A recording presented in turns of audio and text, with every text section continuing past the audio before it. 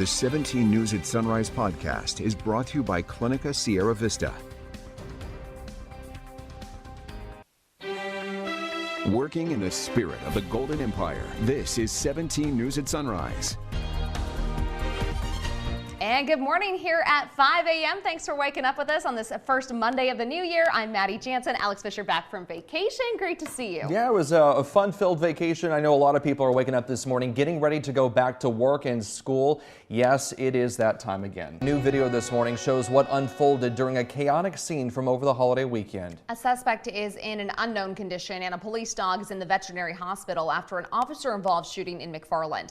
17's Chris Burton joins us in studio this morning with the latest. Chris? Maddie, the investigation into the shooting involves at least 3 local law enforcement agencies as of this morning. 17 News has obtained bystander video of the scene in McFarland, but we should warn you, some viewers may find this video disturbing. A calm New Year's night in McFarland erupted in sirens, then gunfire. According to a Delano Police Department Facebook post, McFarland officers made a, quote, high-risk traffic stop around 8:30 p.m. Saturday. The stop was initiated here on Sherwood Avenue at San Lucas Street, just east of the 99 in McFarland. When the suspect didn't exit the car, McFarland PD called for help from the Delano Police Department, requesting their canine unit. As the standoff stretched on, a crowd gathered near the scene. This video was shot by a bystander in that crowd. As multiple people in the crowd plead with the driver to surrender, just give up, your familia's right here, dog. They don't need to see that. Come on, dog. Canine Axel is released. The driver opens the door and then at least 30 shots. According to Delano PD, Axel was wounded and rushed to the hospital. You can see this police cruiser pulling out quickly. Here, officers pull the driver out of the car, and one officer retrieves an object from the scene and places it on the hood of a cruiser. 17's Marco Torres spent yesterday searching for information about this shooting. McFarland PD offered no statement and did not respond to requests for comment. KCSO has been called on to help investigate the scene, but the agency also didn't return calls from over the holiday weekend. As of this morning, we don't know the condition of the suspect or of Axel or why the driver was stopped in the first place. We hope to bring you more answers soon. Live in studio, Chris Burton, 17 News. All right, Chris, thank you. Meantime, prayers from the community are pouring in for wounded canine Axel. A Facebook post from the Delano Police Department asks the community to keep the pup and his handler in your prayers. That post has more than 200 comments and more than 500 people have shared it. 5:05 now. Did you feel it? A 3.8 magnitude earthquake was confirmed yesterday evening in western Kern County. The U.S. Geological Survey says the earthquake happened just after 6:30 p.m. at a depth of 10 miles just west of Tutman and south of Buttonwillow. A preliminary 3.0 earthquake was also confirmed by the USGS in the same area and at nearly the same depth about a half hour later. People from all over the Bakersfield area say they felt a jolt. This morning, police are searching for a driver after a hit-and-run crash left a person seriously hurt in central Bakersfield. Officers were called to Union Avenue near Truxton Avenue just after 6:30 last night. When they arrived, they found a person in the road and rushed them to the hospital.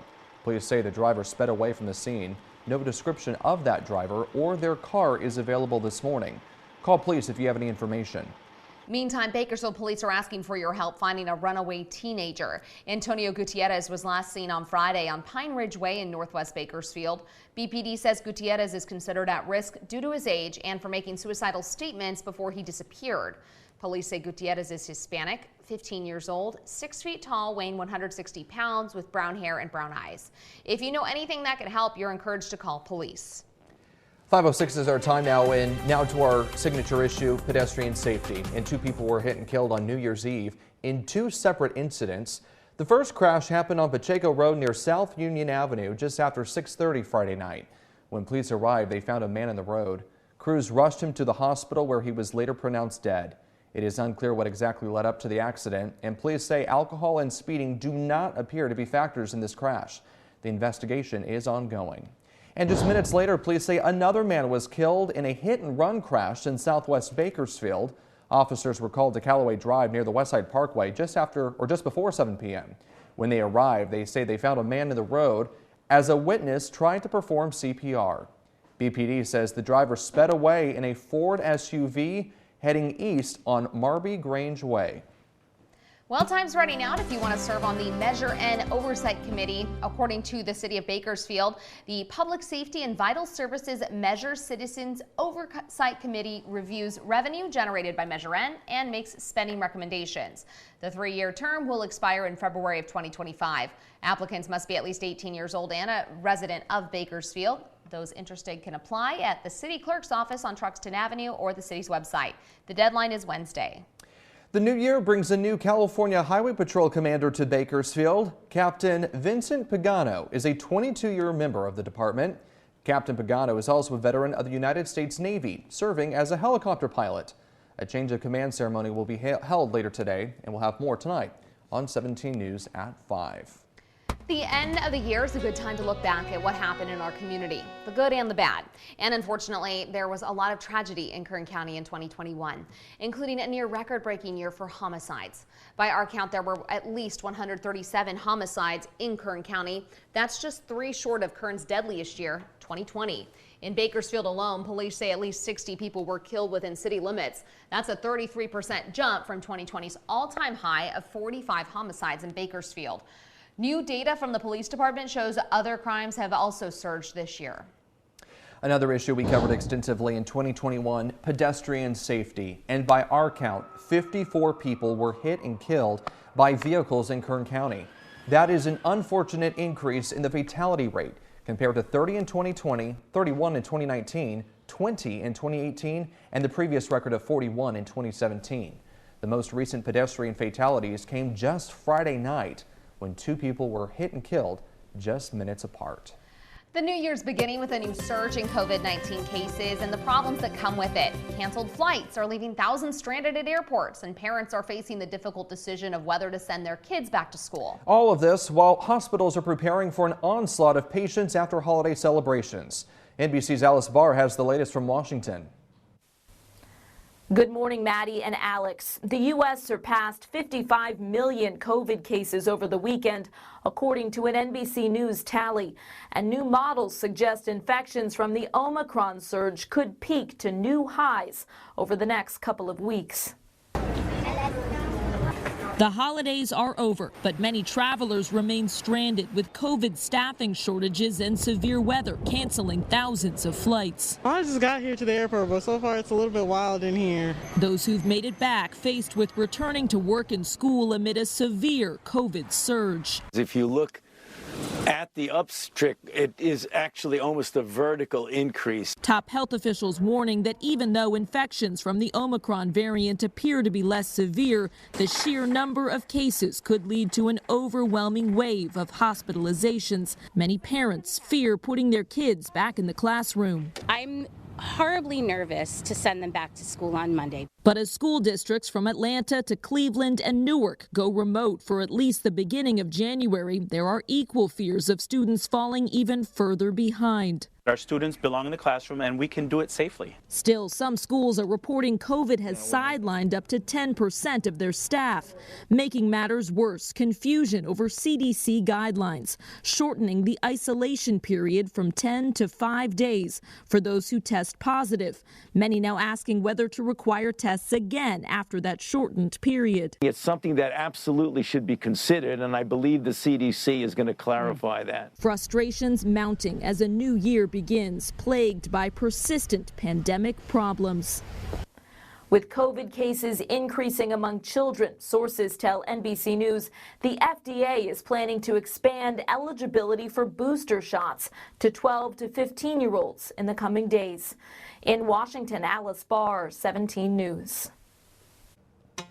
The state of California, meantime, making new rules about how people infected with the coronavirus should handle isolation. State health officials say people who test positive should isolate for at least 5 days and only stop isolating after they've tested negative. The guidelines are more strict than those issued by the Centers for Disease Control. Under CDC rules, people who test positive can stop isolating after 5 days without a negative test result. It has been a week since our local health department released data on new coronavirus cases.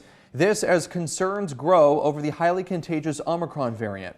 Here's a look at that last update. We're expecting to get another one this morning. Now, it's important to note it could show a flood of new cases since the database has not been updated in a week.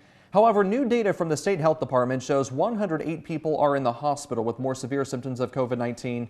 32 are in the ICU. Despite concerns over Omicron, Kern residents flocked to local restaurants and bars to celebrate the start of 2022. Parties raged around the city and many venues sold all of their tickets as a turbulent year drew to a close.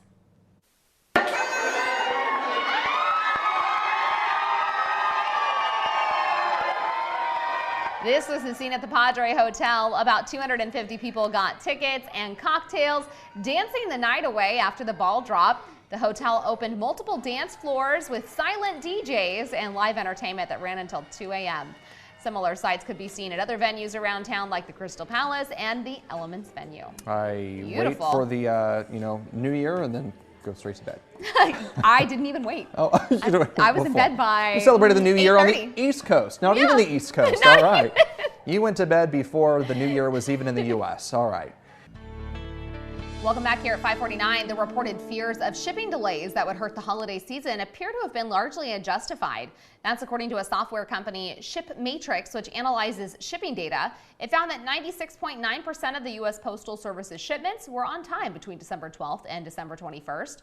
UPS did well, too, with 97% on-time shipments. FedEx less so at 91.2%. Both those companies prepared for the peak of the shopping season by hiring 190,000 additional workers. All right, everyone, get ready. We are now in 2022, and retail experts say grocery store prices are expected to continue to go up. Across the board, manufacturers and retailers predict a 6% rise on some items, more on others. Here's Allie Spilliards on what's happening. It's not your imagination. Prices at the register keep going up. All thanks to a perfect storm unlike anything seen in years, according to grocery industry consultant Gary Huddleston. I've seen inflation, of course, in my 45 years. I've seen some supply chain issues and what we call out of stocks, being able to get product on the shelf issues, seen some labor issues.